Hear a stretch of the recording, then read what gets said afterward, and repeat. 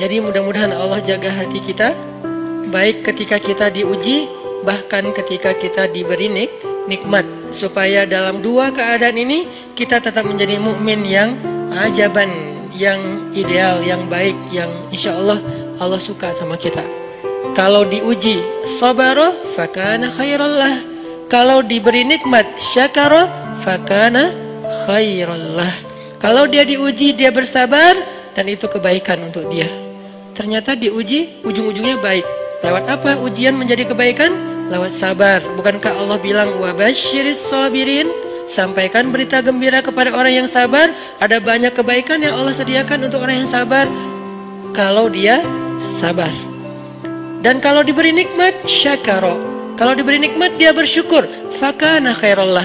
Kenapa nikmat kok menjadi kebaikan?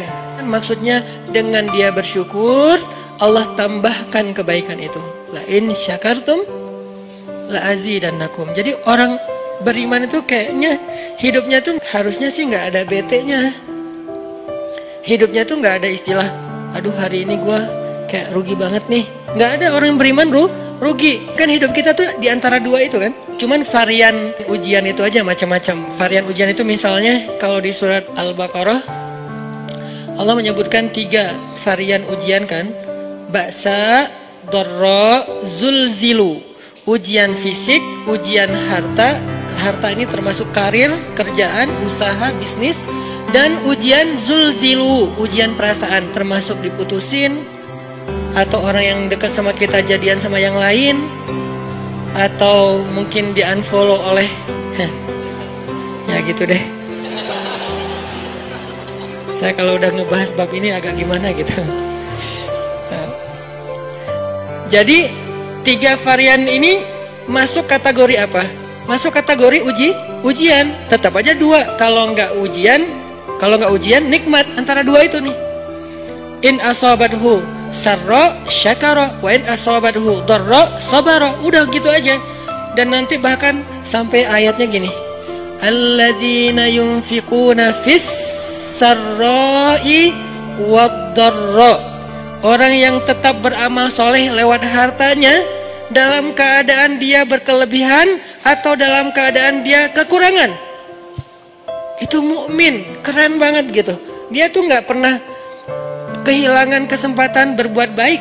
Baik beramal soleh ketika dia dalam keadaan dikasih nikmat, maupun beramal soleh ketika dia dikasih ujian, tetap aja beramal soleh. Contoh yang ayat tadi, yunfikuna fis sarra, berinfak dalam keadaan sarra, dalam keadaan bahagia, senang, lagi dapat untung gitu kan. Ataupun yunfikuna fit dharra, tetap berinfak walaupun dia dalam keadaan dharra, dalam keadaan susah, dalam keadaan dor itu kan bahaya. Ini kalau saya infak nih bahaya nih buat saya nih.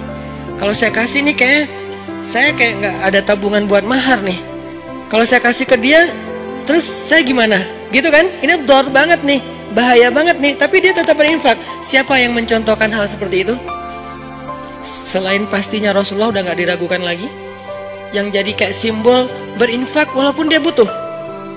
Orang-orang Ansor, yu'thiruna ala anfusihim walau kana bihim khasasah. Mereka mendahulukan orang muhajirin atas dirinya sendiri, walaupun sebetulnya dia juga butuh kepada kebaikan itu.